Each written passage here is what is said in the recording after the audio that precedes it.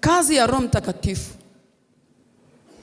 anakujulisha mbali ya kwamba Kevi, kwenye hili hapa lifanye hivi, litakuvusha hapa. Siku unakutana na gharika, Roho anakusaidia. Kuna wakati nilikuwa nimeokoka mwanzo safari kabisa, napita kwenye nyumba, ni miti ya michongoma, ni nyumba imesongwa mno. Mimi nasema sasa, mbona sioni njia? Nimelala, mbona sioni njia? Mbona sioni njia?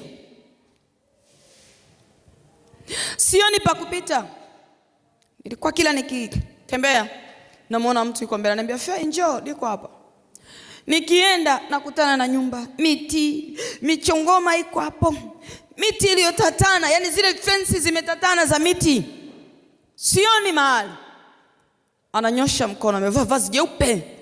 Ananyosha mkono, ananiambia mimi niko hapa. Akinyosha mkono, mimi nayamfuata. Nikienda tena ile njia inapotea. Ananiambia mbona mimi niko hapa?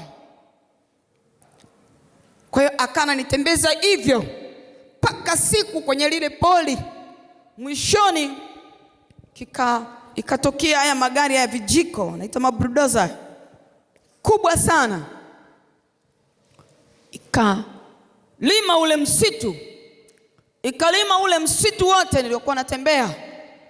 Ilipomaliza akanipa mfagio. Akaniambia fagia. Nikafagia. Pote pakawa peupe. Palivyokuwa peupe kikashuka kiti.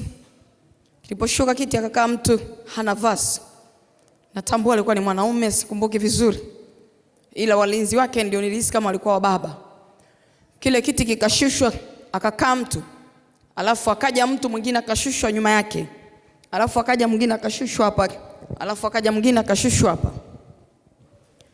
Nikaambiwa kuanzia leo hawa wote nimeweka chini ya miguu yako. Nikapewa fimbo.